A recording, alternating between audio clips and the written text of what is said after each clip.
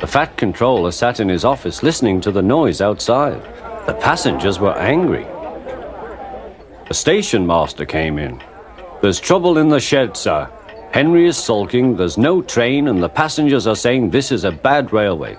"Indeed," said the fat controller, "we cannot allow that." He found Gordon, James, and Henry looking very cross. "Come along, Henry, it's time your train was ready." "Henry's not going," said Gordon. "We won't shunt like common tank engines. That was Thomas's job. We are important tender engines. You fetch our coaches and we will pull them. Tender engines don't shunt." "Oh, indeed," said the fat controller. "We'll see about that.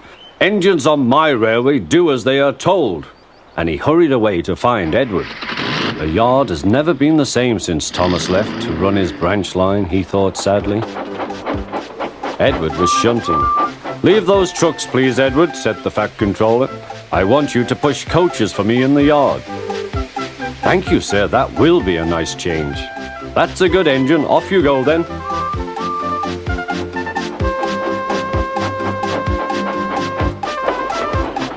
So Edward found coaches for the 3 engines, and that day the trains ran as usual.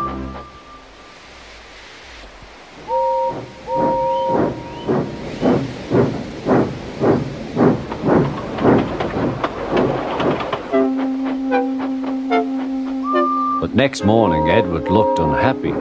Gordon came clanking past, hissing rudely. "Bless me," said the fat controller, "what a noise." "They all hiss me, sir," answered Edward. "They say tender engines don't shunt, and last night they said I have black wheels.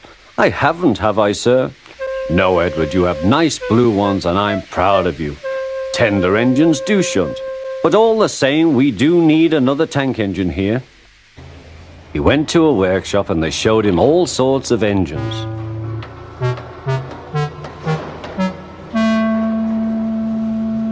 At last he saw a smart little green engine with 4 wheels.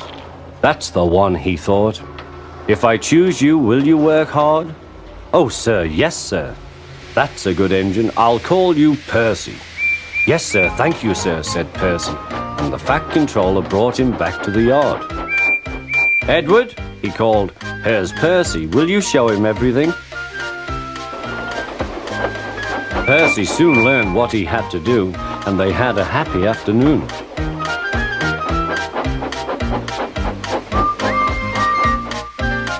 Then Henry came by, hissing as usual. "Chee!" went Percy. Henry jumped and ran back to the shed. "How beautifully you wheeshed him," laughed Edward. "I can't wheesh like that." "Oh," said Percy, "that's nothing. You should hear them in the workshop. You have to wheesh loudly to make yourself heard." Next morning, Thomas arrived. "The fat controller sent for me. I expect he wants help," he said to Edward. "Shh, here he comes," replied Edward. "Well done, Thomas. You've been quick.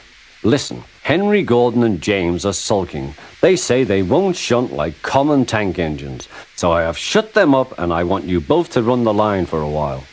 "Common tank engines, indeed," snorted Thomas. "We'll show them." "And Percy will help too." "Oh, sir, yes, sir, please, sir," answered Percy. Edward and Thomas worked the main line, greeting each other as they passed by. Percy puffed along the branch line. Thomas was anxious about Annie and Clarabel, but both driver and guard promised to take care of them. There were fewer trains, but the passengers didn't mind. They knew the 3 other engines were having a lesson.